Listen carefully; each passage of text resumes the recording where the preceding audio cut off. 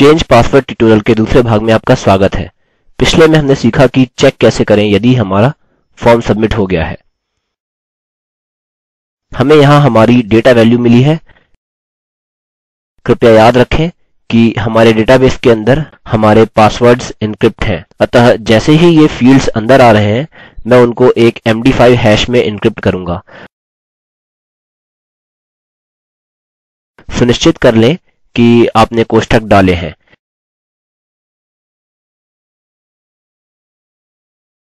मैंने जो यहाँ चिन्हांकित किया है हमारा पैरामीटर है। अतः यहाँ हमारे पास हमारे MD5 एन्क्रिप्टेड पासवर्ड्स होंगे। हमें यह फील्ड चेक करने की आवश्यकता होगी यह देखने के लिए कि वे मौजूद हैं या नहीं। फिलहाल जब हम अपना फॉर्म सबमिट करते हैं हम देखते हैं कि वास्तव में कुछ नहीं हुआ।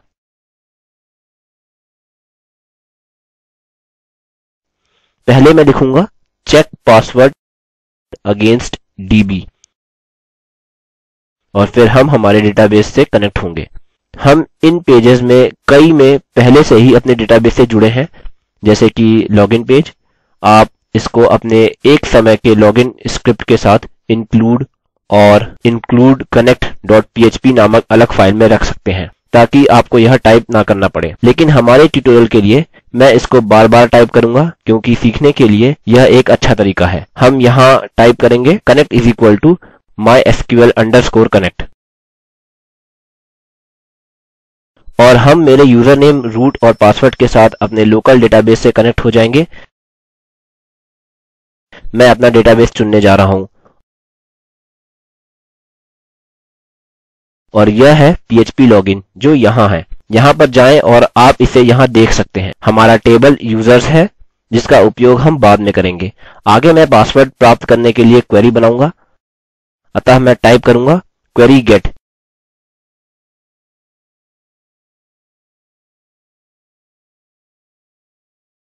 जो कि MySQL क्वेरी के समान है और यहाँ हम select पासवर्ड टाइप करेंगे। हमें डेटाबेस यूजर्स से पासवर्ड पता लगाने की आवश्यकता है।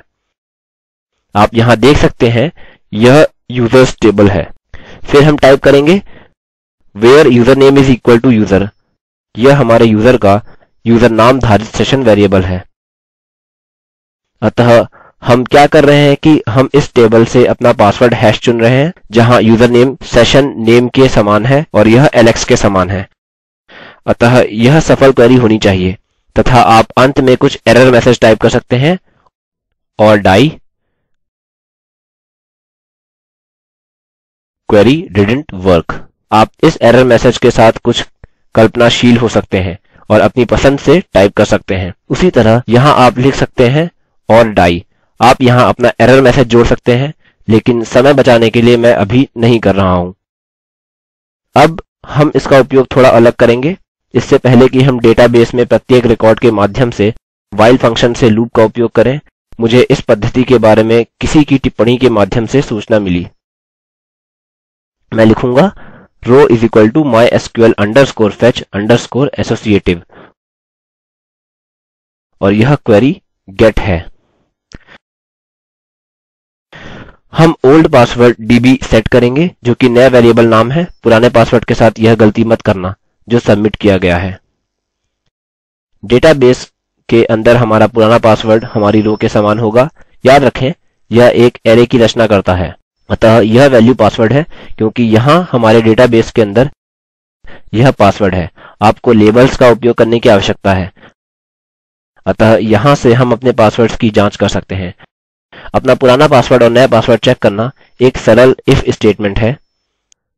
डेटाबेस में टाइप करें if old password is equal to old password। यह दोनों MD5 हैशेस हैं क्योंकि हमने उन्हें पहले एक MD5 हैश में परिवर्तित किया हुआ है। अतः यदि वे समान हैं तो हम कोड का ब्लॉक रन करेंगे, अन्यथा हम पेज को नष्ट कर देंगे और लिखेंगे old password doesn't match। अतः यहाँ मानते हैं कि हम प्रमाणीकरण के पहले स्तर को पार कर चुके हैं। हमने डेटाबेस में पुराने पासवर्ड को पुराने पासवर्ड से चेक कर दिया है। अब हमें अपने दो नए पासवर्ड्स को चेक करने की आवश्यकता है। अब आसानी से टाइप करें if new password is equal to repeat new password.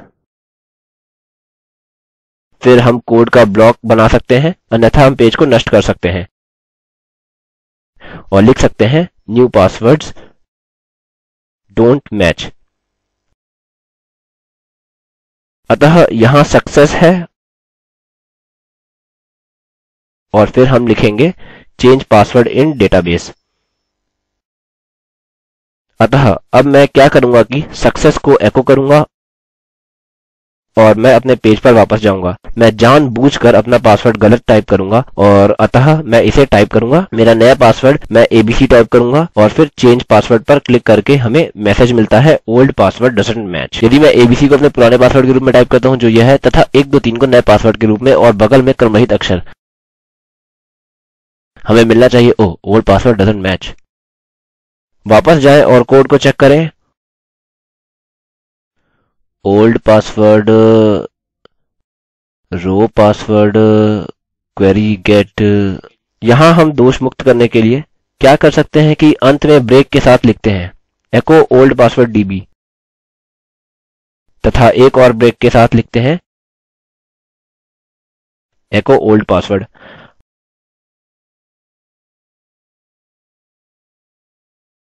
अब हम क्या कर सकते हैं कि स्क्रिप्ट को फिर से रन कर सकते हैं। अतः पुराना पासवर्ड एबीसी के समान, नया पासवर्ड 123 के समान और फिर क्रम रहित अक्षर लिख सकते हैं।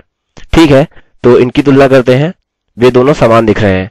अतः हम देख सकते हैं कि हमें यहाँ समस्या मिली है। फिर से कोड को चेक करें।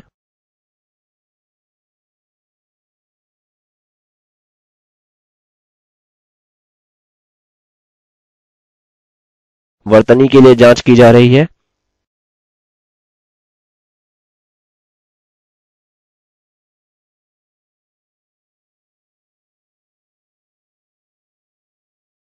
ठीक है, मुझे समस्या पता चल गई है। यदि मैं यहाँ मेरे डेटाबेस पर वापस जाता हूँ, हम देखते हैं कि मैं इस वैल्यू में स्वतः जुड़ गया था और मैंने इसके अंत में यह स्पेस दिया था। आप इसे नीले रंग में चिन्हांकित देख सकते हैं।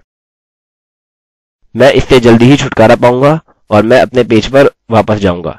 मैं हमेशा की तरह फिर से लॉगिन करूंगा और जल्दी से मेरा पासवर्ड बदल दूंगा। मैं सही से अपने पुराने पासवर्ड को डालूंगा और मेरे दोनों नए पासवर्ड के लिए क्रम रहित टेक्स्ट डालूंगा। आप देख सकते हैं कि मेरे दोनों नए पासवर्ड्स का मिलान नहीं हो रहा है। हमने इसे पहले से ही एको कर दिया है, अतः अब हम इसे डिलीट कर देते हैं। अतः हम मानते हैं कि मेरे पासवर्ड का मिलान हो रहा है। मैं इस सक्सेस मैसेज को डिलीट करता हूँ।